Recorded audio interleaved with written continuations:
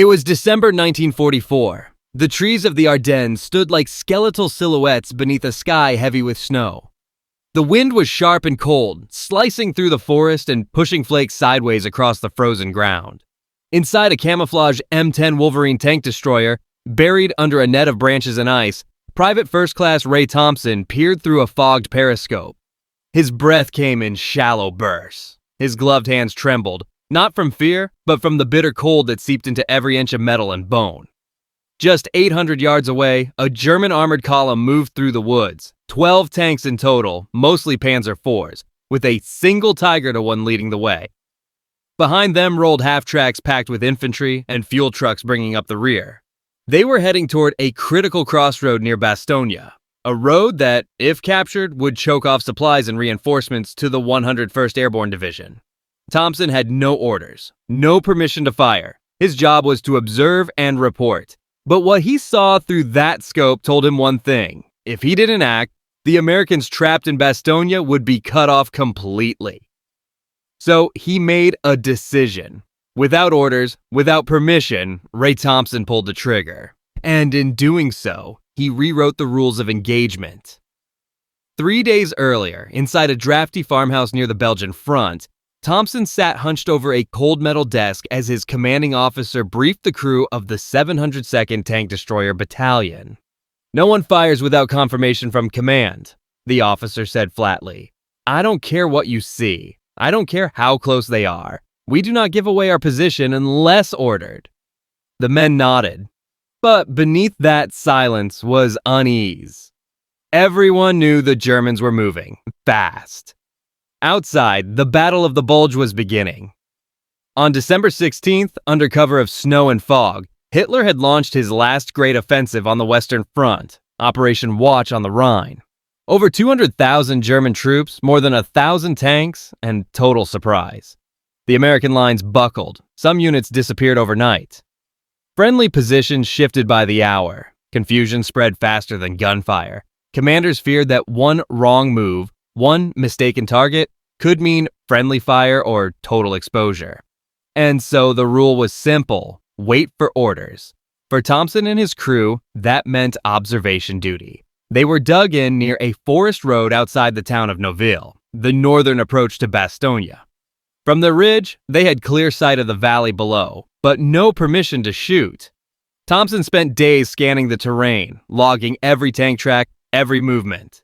Through his frosted scope, he recorded distance, wind speed, bearing, but he never fired. Once he tracked a lone Panzer for nearly an hour, perfectly exposed. Still, no orders came. It passed. And with it, his patience began to fray. Was following orders really the safest option anymore? Raymond Charles Thompson wasn't born a soldier. He grew up in the flat plains of western Kansas, a place where the wind could peel paint off a barn in winter and crack the wheat fields open in summer. His father ran a small engine repair shop. His mother taught math at the local school. Ray grew up surrounded by grease and graph paper, seeing the world in angles and calculations. As a boy, he'd measured the shadow of a grain silo to calculate its height.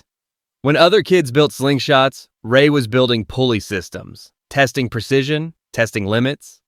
He didn't join the Army out of a hunger for war. He joined to become an engineer. The Army offered training, pay, and a future. But in war, the future was never guaranteed. By Normandy, Thompson was 22 and already looked older. His first taste of combat came in the hedgerows, where the enemy could be 10 feet away and invisible until they opened fire. He watched friends die, burned, vaporized, torn apart. After that, Thompson stopped believing in luck, or even orders. He believed in patterns. He studied how tanks moved, how long they paused, how their turrets turned. He filled a small notebook with sketches of German armor, marking every vulnerability and blind spot. He didn't talk much. Other soldiers called him the quiet clock, because when he spoke, it was short, precise, and always on time. But his mind was more than disciplined. It was tactical. He saw the battlefield like a chessboard, and in just 3 days, that quiet, angle-obsessed gunner would change the course of a battle, and maybe save thousands of lives. The fog was thick that morning. It clung to the trees like smoke. Visibility was almost nothing. But through his periscope, Thompson saw them. a German armored column winding through the forest road like a steel serpent. At the front, the Tigerwam. Behind it, 3 Panzer IVs, then half-tracks, supply trucks, fuel carriers. A textbook formation. Tight, disciplined, efficient.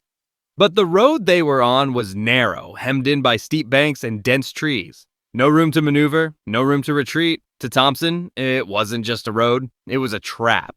But there was a problem. Radio contact was dead. No one else could see what he saw, and his orders were clear. Do not fire without command. But command wasn't there, and Bastogne was running out of time. Thompson realized something no manual could teach. Waiting wasn't caution anymore. Waiting was suicide.